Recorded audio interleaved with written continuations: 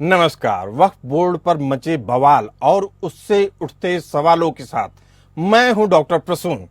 संसद में कांग्रेस और समाजवादी पार्टी समेत कई विपक्षी दलों ने वक्फ बोर्ड विधेयक का विरोध किया है। वहीं सरकार का कहना है कि विधेयक के जरिए वक्फ बोर्ड को मिली असीमित शक्तियों पर अंकुश लगाकर बेहतर और पारदर्शी तरीके से प्रबंधन किया जाएगा। हालांकि विवाद बढ़ता देखकर सरकार ने इसे संयुक्त संसदीय समिति यानी जेपीसी के पास भेजने की सिफारिश कर दी है।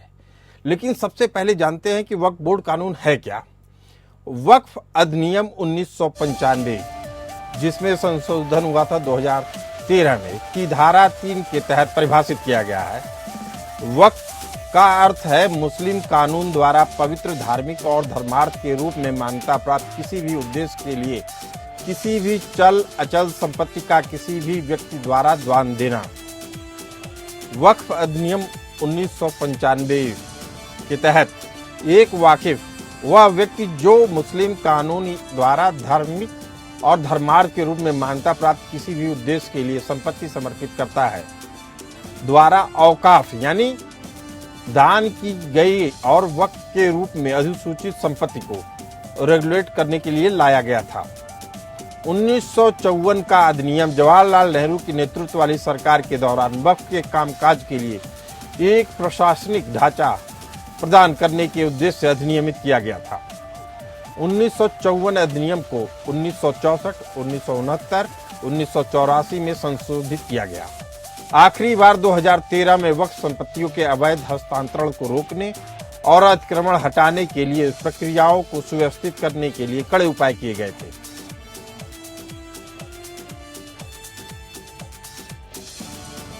अब सवाल उठता है कि वक्फ बोर्ड कानून में संशोधन की जरूरत क्यों पड़ी, जिसके कारण संसद में संग्राम मचा हुआ है। तो इसका जवाब आपको बताते हैं कि इन सवालों में मिलेगा। क्या 9.5 लाख एकड़ प्रॉपर्टी का कोई रूल रेगुलेशन होना चाहिए या नहीं? क्या किसी भी जमीन पर वक्फ बोर्ड के दावे के खिलाफ कोर्ट में अपील का अधिकार मिलना चाहिए या नहीं? क्या महिलाओं को वक्फ बोर्ड में शामिल करना चाहिए या नहीं? क्या वक्फ बोर्ड के प्रॉपर्टी कब्जाए हुए भ्रष्ट मुस्लिम नेताओं से बचाने की व्यवस्था होनी चाहिए या नहीं? वक्फ संपत्तियों का सर्वे अगर कलेक्टर करेंगे तो इसमें गलत क्या है? सरकार का कहना है कि वक्फ बोर्ड कानून में संशोधन करके और केंद्रीय पोर्टल और डाटाबेस के माध्यम से वक्फ के पंजीकरण के तरीकों को सुव्यवस्थित करना है। इसमें कहा गया है कि किसी भी संपत्ति को वक्फ बोर्ड के संपत्ति के रूप में दर्ज करने से पहले सभी संबंधित पार्टियों को उचित नोटिस के साथ राजस्व कानूनों के अनुसार कार्रवाई की जाएगी। सरकार का कहना है कि संशोधन विधेयक के पीछे एक बड़ा मकसद है वक्फ बोर्डों के कामकाज में जवाबदेही और पारदर्शिता को बढ़ाना है। लेकिन केंद्र सरकार के रुख से विपक्षी दल भड़के हुए हैं। कोई हिंदुत्व का एजेंडा चलाने का आरोप लगा रहा है तो कोई भविष्य में वक्फ बोर्ड की जमीनों को बेच देने का आरोप लगा रहा है। अखिलेश यादव ने सोशल मीडिया प्लेटफॉर्म एक्स पर पोस्ट डालकर कहा है कि वक्फ बोर्ड का यह सब संशोधन भी बस एक बहाना है। रक्षा, रेल, नजूल लैंड की तरह जमीन बेचना ही निशाना है। वक्फ बोर्ड की जमीनें डिफेंस लैंड और रेल लैंड, नजूल लैंड के बाद भाजपाइयों के लाभार्थ योजना की श्रृंखला की एक मात्र कड़ी है। भाजपा क्यों नहीं खुलकर लिख देती, भाजपाई हित में जारी, इस बात की लिखकर गारंटी दी जाए कि वक्फ बोर्ड की जमीनें नहीं बेची जाएंगी। भाजपा रियल एस्टेट कंपनी की तरीके से काम कर रही है। उसे अपने नाम में जनता के स्थान पर जमीन लिखकर नामकरण कर देना चाहिए, भारतीय जमीन पार्टी। वहीं AIMIM के चीफ असदुद्दीन ओवैसी ने भी सरकार पर बड़ी तोहमत लगा दी है। AIMIM के चीफ असदुद्दीन ओवैसी ने कहा है कि इससे पता चलता है कि मोदी सरकार बोर्ड की स्वायत्तता छीनना चाहती है और उसके कामकाज में दखल देना चाहती है। यह स्वयं धार्मिक स्वतंत्रता के खिलाफ है। भाजपा शुरू से ही इन बोर्डों और वक्फ संपत्तियों के खिलाफ रही है और वे हिंदुत्व के एजेंडे पर काम कर रहे हैं। अब यदि सरकार वक्फ बोर्ड की स्थापना और संरचना में संशोधन करती है तो प्रशासनिक अराजकता होगी, वक्फ बोर्ड की स्वायत्तता खत्म हो जाएगी। ओवैसी ने आगे कहा कि वक्फ बोर्ड पर सरकार का नियंत्रण बढ़ जाएगा तो वक्फ बोर्ड की स्वतंत्रता पूरी तरीके से खत्म हो जाएगी।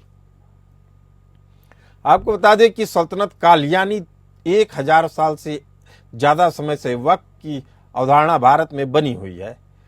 भारत में वक्फ की अवधारणा दिल्ली के सल्तनत समय से चली आ रही है, जिसके एक उदाहरण में सुल्तान मोइजुद्दीन सैम गौर उर्फ मोहम्मद गोरी की ओर से मुल्तान की जामा मस्जिद को एक गांव समर्पित किया गया था। साल 1923 में अंग्रेजों के शासनकाल के दौरान मुसलमान वक्फ अधिनियम इसे विनियमित करने का पहला प्रयास रहा। साल 1954 में स्वतंत्र भारत में वक्फ अधिनियम पहली बार संसद की ओर से पारित किया गया। साल 1995 में इसे एक नए वक्फ बोर्ड अधिनियम से बदला गया, जिसे वक्फ बोर्डों को और ज्यादा शक्ति दी गई। शक्ति में इस इजाफे के साथ अतिक्रमण और वक्फ संपत्तियों के अवैध पट्टे और बिक्री की शिकायतें भी बढ़ गई। साल 2013 में अधिनियम में संशोधन किया गया, जिससे वक्फ बोर्डों को मुस्लिम दान के नाम पर संपत्तियों का दावा करने के लिए असीमित अधिकार प्रदान कर दिए गए। संशोधनों ने वक्फ संपत्तियों की बिक्री को असंभव बना दिया। संसद में वक्फ पर संविधान संशोधन का मसौदा पेश किया गया है। यह बिल वक्फ कानून में लगभग 40 बदलाव का प्रस्ताव रखता है। इसके तहत वक्फ बोर्डों को सभी संपत्ति दावों के लिए अनिवार्य सत्यापन से गुजरना होगा, जिससे पारदर्शिता सुनिश्चित होगी। इसका उद्देश्य वक्फ बोर्डों की संरचना और कामकाज को बदलने के लिए धारा 9 और 14 में संशोधन करना है, जिसमें महिलाओं के लिए प्रतिनिधित्व को शामिल किया गया है। विवादों को निपटाने के लिए वक्फ बोर्डों द्वारा दावा की गई संपत्तियों का नया सत्यापन किया जाएगा। दुरुपयोग को रोकने के लिए जिला मजिस्ट्रेट वक्फ बोर्ड संपत्तियों की निगरानी में शामिल हो सकते हैं। द इकोनॉमिक्स टाइम्स के अनुसार यह कानून वक्फ बोर्डों की मनमानी शक्तियों को लेकर व्यापक चिंताओं के कारण लाया जा रहा है। उदाहरण के लिए सितंबर 2022 में तमिलनाडु वक्फ बोर्ड ने मुख्य रूप से हिंदू बहुल तिरुचेंदुरई गांव पर अपना दावा जताया था।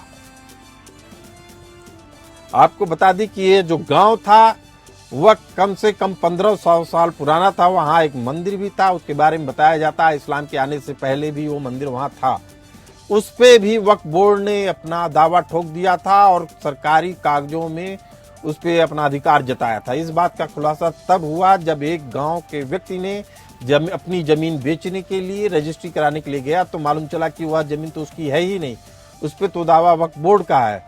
और जब मामला आगे बढ़ा तो पता चला कि उसी व्यक्ति का नहीं बल्कि पूरे गांव की ही जमीन वक्फ बोर्ड की हो चुकी है। जिसके बाद मामला चला और अदालत भी हैरान थी कि क्या इस तरह का कोई कानून लाया जा सकता है जिसके कारण कोई भी अपनी न अपील कर सकता है न सुनवाई कर सकता है, सीधे वक्फ बोर्ड ही सारा फैसला ले लेगा।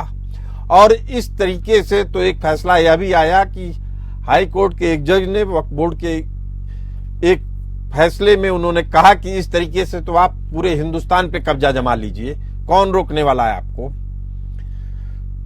इस मुद्दे पे हमारे साथ चर्चा के लिए जुड़े रहेंगे Himal Akhtar, co chairman bar council of Delhi, Mohammad Ehtesamul Haq सामाजिक कार्यकर्ता, नासिर अजीज एडवोकेट।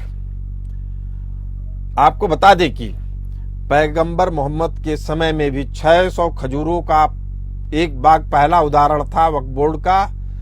वक्फ का नाम होता है अरबी भाषा में वकूफा से बना है, जिसका अर्थ है ठहरना। वक्फ ऐसी संपत्ति है जो जन कल्याण के लिए समर्पित हो। हमारे साथ इस समय तीनों मेहमान जुड़ गए हैं, Himal Akhtar, co chairman bar council of India, Mohammad Ehtesamul Haq सामाजिक कार्यकर्ता और नासिर अजीज एडवोकेट। पहला सवाल एहतसामुल हक जी से। एहतसामुल हक जी, मेरी आवाज आ रही है आपको? जी जी जी जी जी प्रसून शुक्ला जी, पूरी आवाज आ रही है आपकी। तो पहला सवाल आपसे ये है कि जो विधेयक लाया जा रहा है वह कुरान की दृष्टि में कितना उचित कितना अनुचित है? देखिए प्रसून शुक्ला जी, सबसे बड़ी बात है कल जो 8 तारीख था जिसमें हमारे यहाँ जो विधेयक लाया जा रहा है, हमारी जितनी भी विपक्षी पार्टी है, विपक्षी दल जितने भी हैं, सभी ने बाइकाट किया है। सडनली इनको पता नहीं क्या बात है, अचानक इनको हमदर्दी आ जाती है मुस्लिम कम्युनिटी या फिर माइनॉरिटी से। हमें समझ में नहीं आता है इस तरह का तुरंत ये लाने चाह रहे हैं कि, लेकिन 1954 में वक्फ एक्ट बना, इसी के तहत वक्फ बोर्ड का भी जन्म हुआ। इस कानून का मकसद वक्फ से जुड़े हुए काम काज को सरल बनाना था। वक्फ बोर्ड क्या है? वक्फ एक मुस्लिम समुदाय की संपत्ति और धार्मिक संस्थानों के प्रबंधन और नियम के लिए बनाया गया कानून। इस एक्ट का मुख्य उद्देश्य वक्फ की संपत्ति उचित संरक्षण और प्रबंधन सुनिश्चित करना, ताकि धार्मिक और चैरिटेबल उद्देश्य के लिए इन संपत्तियों का उपयोग हो सके। लेकिन कहीं न कहीं हमें लगता है कि ये सरकार जो है इस तरह की जो है भी हमारी संपत्ति पर नजर डाले हुए, हमें नहीं तो नजर नहीं डाले हुए है हक साहब। जी पहला जी, सवाल तो यही है कि आप जिस विधेयक पे, जिस संशोधन पे आप नाराजगी जता रहे हैं, उसका मकसद केवल ये है कि जिस तरीके का भ्रष्टाचार फैला हुआ है, किसी की भी संपत्ति को अपना बता देना, उसके बाद सामने वाले के पास कोई मौका नहीं होना, इसे आप कानूनी तौर पे आप खुद भी वकील रह चुके हैं शायद, तो इसे कितना जायज मानते हैं कि न कोई सुनवाई होगी न कुछ होगा? अदालत तक इस पर तीखी टिप्पणी कर चुकी है सरकार के ऊपर, तो सरकार के पास तो कोई और जरिया बचता नहीं है संशोधन के अलावा। देखिए, सबसे बड़ी बात है, कोई भी इस तरह की अगर अप्रिय घटना करती है तो ये समझिए कि बहुत बड़ा समझिए ये है कि वक्त की संपत्ति जो जिसके पास ज्यादा धन होता है उनके पास कोई नहीं रहता, वक्त को ताकि अल्लाह और भगवान जो हम लोगों का है, ये स्वभाव जारिया के हिसाब से ये दिया जाता है। लेकिन अगर कोई भी उस पर कब्जा करने की कोशिश करता है तो ये कहीं न कहीं, अरे कब्जा कौन करता है? वक्फ बोर्ड देती है, यही तो भ्रष्टाचार खत्म करने के लिए सरकार उपाय कर रही है। हिमाल अख्तर हैं को chairman bar council of Delhi. सरकार के इस संशोधन को आप कितना उचित कितना अनुचित मानते हैं? देखिए, ये टोटल अनुचित है। इसमें ये सरकार का पूरा दखल अंदाजी है, जो सरकार का कोई राइट नहीं बनता है। ये फंडामेंटल राइट के खिलाफ है, क्योंकि ये बोर्ड एक इंडिपेंडेंट बॉडी है और नहीं, फंडामेंटल राइट में इसको जोड़ सकते हैं क्या? कैसे? ऐसा है, देखिए, फंडामेंटल राइट, देखिए, हर आदमी को अपनी प्रॉपर्टी मैनेज करने का हक हासिल है, हर आदमी को अपने रिलीजन के अकॉर्डिंग रहने का हक हासिल है। ये वही राइट छीन लेना चाहते हैं। हिमाल साहब, मैं तो ये कह रहा हूँ कि ये पूरे गांव को आप अपनी संपत्ति बता दे रहे हैं, उस गांव का जिसमें हमने अपनी रिपोर्ट में बताया 1500 साल पुराना है, पैगंबर साहब जब नहीं आए थे उस समय की मंदिर थी, उसको भी आपने बता दिया वक्फ बोर्ड की संपत्ति। अब इसे कहां तक उचित मानेंगे? हाई कोर्ट ने कड़ी फटकार लगाई थी। ऐसा कहीं भी नहीं है। अगर कहीं डॉक्यूमेंट होते हैं, उसका गजट नोटिफिकेशन होता है। जुबानी किसी भी प्रॉपर्टी को, जुबानी नहीं, पूरे आपको मैं बता दे रहा हूँ, तमिल गजट नोटिफिकेशन होता है। अगर नोटिफिकेशन में दिख रहा है तो उसे आप कैसे चैलेंज कर सकते हैं? आपको बता देता हूं मैं, तमिलनाडु सितंबर 2022 की घटना है। तमिलनाडु वक्फ बोर्ड ने हिंदू बहुल तिरुचेंदुरई गांव पर अपना दावा जताया था। इसमें एक किसान जब जमीन बेचने जाता तो मालूम चलता उसकी जमीन वक्फ बोर्ड के पास है, फिर बाद में मालूम चलता मंदिर वंदिर सब उसी के पास, वक्फ बोर्ड ने अपने नाम से करवा ली है। अब इस पे कहां से चैलेंज करेगा? देखिए, उसका कानूनी तरीका है। आप देखिए, मैं आपको एक बात कह रहा हूँ, जब तक बोर्ड की प्रॉपर्टी गजट नहीं होगी, बोर्ड की प्रॉपर्टी नहीं मानी जाती है। अगर कहीं कोई गजट गलत है, सुनवाई में दिक्कत क्या है? अदालत में उस पे सुनवाई में क्या दिक्कत है? ना कहाँ मना कर रहे हैं, उसमें आज भी पावर है कोर्ट को। अगर कहीं कोई गजट जो है गलत हो गया है तो उसको चैलेंज किया जा सकता है और उसमें कोर्ट डिसाइड करेगी कि गजट सही है कि गलत है। लेकिन अगर जिस आदमी ने, जिस डोनर ने अपनी प्रॉपर्टी बोर्ड को दे रखी है, तो उस प्रॉपर्टी को आप कैसे ले सकते हैं? सरकार उस प्रॉपर्टी कोई नहीं ले रहा है। वक्फ बोर्ड में बस ये है कि 2013 में अधिनियम में संशोधन किया गया, जिससे वक्फ बोर्ड को मुस्लिम दान के नाम पर संपत्तियों का दावा करने का असीमित अधिकार मिल गया। ये संशोधन का विषय है। महिलाओं को आप दूर रख रहे हैं अपने इस बोर्ड में, ये बड़ा सवाल है। आपको शायद ये पता ही नहीं है कि वक्फ बोर्ड के लिए 2 महिलाओं का होना कंपलसरी है एक्ट के मुताबिक। शायद आपने एक्ट नहीं पढ़ा। जो एक्ट का कंपोजिशन है, जो वक्फ बोर्ड बनेगा, उसमें 2 महिलाओं का होना जरूरी है। जैसे एक एमपी से होता है, एक एमएलए से होगा, एक बार काउंसिल से होगा, और एक सोशल वर्कर होता है, एक इंटेलेक्चुअल होता है, एक आईएएस होता है। तो उनमें से, उन 7 में से 2 महिलाओं का होना जरूरी है। यह एक्ट है हमारे यहाँ का, दिल्ली वक्फ एक्ट, मैं तो दिल्ली वक्फ बोर्ड की बात बता रहा हूँ, उसमें आप पढ़िए। टोटल 30 वक्फ बोर्ड हैं, ये आप मानते हैं ना? हाँ ना, मैं मानता हूँ। तो आप इसको देखिए कि जो कंपोजिशन है उसमें लेडीज का कंपलसरी है। नहीं, 30 में है या 1 में है? मैं फिर पूछ रहा हूँ आपसे, जी सर, 30 में है या 1 में है? हिमाल जी, जी सर, 30 वक्फ बोर्ड में है? देश के सभी 30 वक्फ बोर्ड में है कि केवल दिल्ली में है?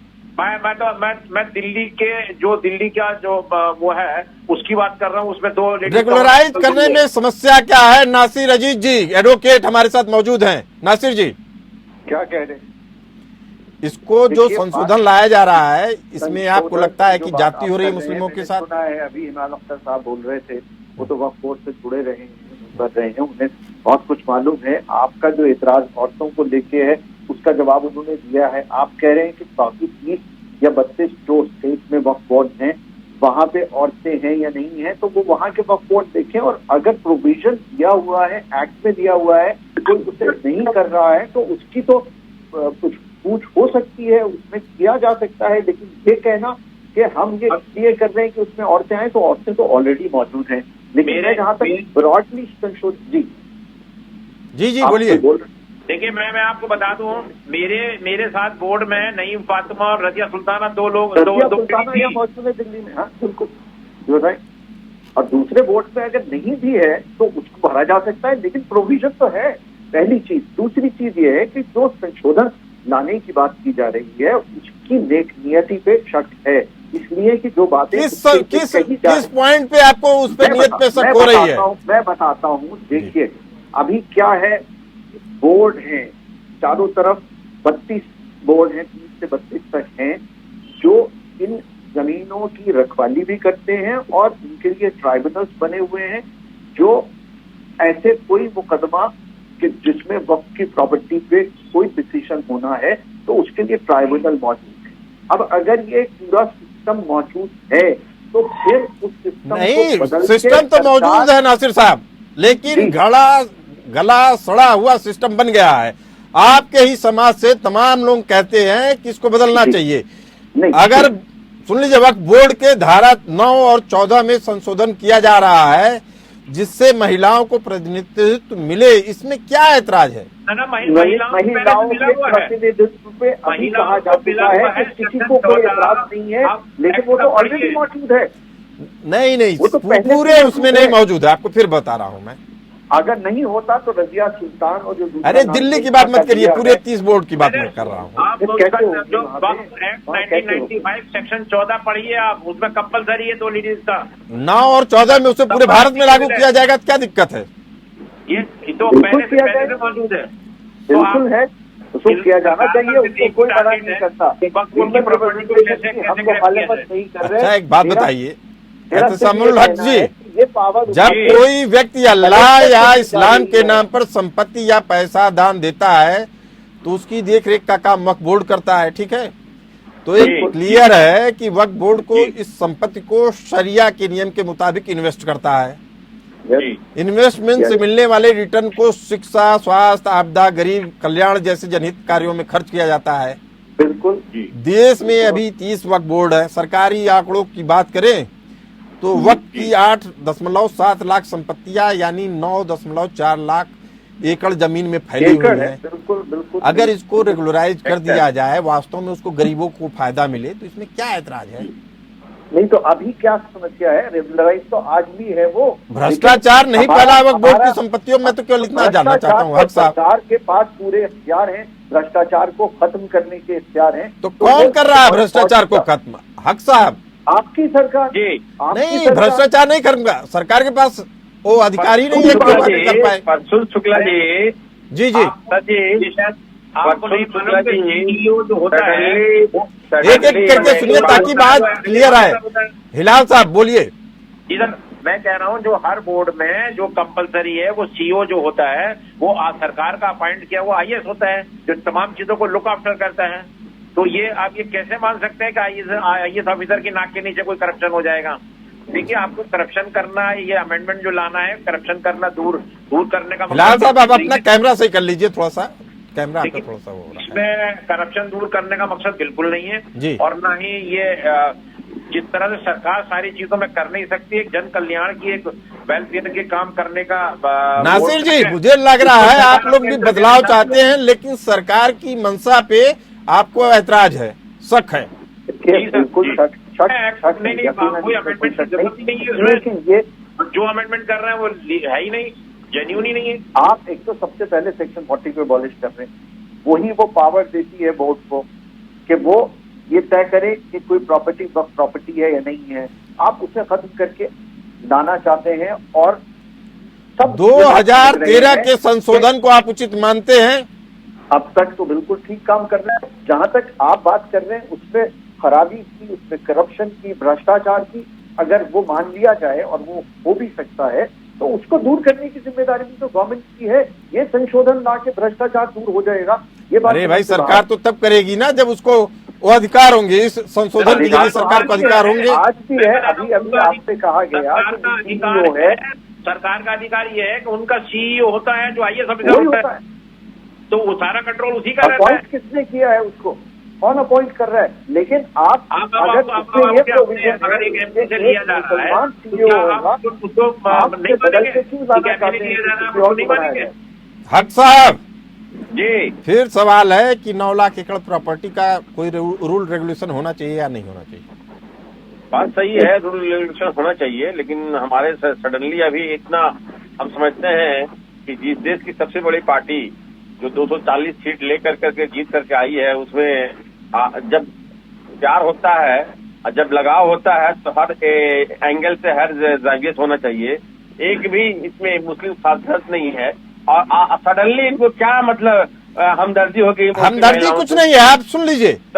वक्फ बोर्ड प्रॉपर्टी पर कब्जा जमाए हुए भ्रष्ट, गलती से बोलना पड़ रहा है लेकिन ये बात सही है कि मुस्लिम नेता ही उनको बचाने की व्यवस्था एक तरीके से मिल जाती है। हाँ, उसको उस पर लगाम लगेगी जिससे वास्तव में मुस्लिमों का फायदा होगा।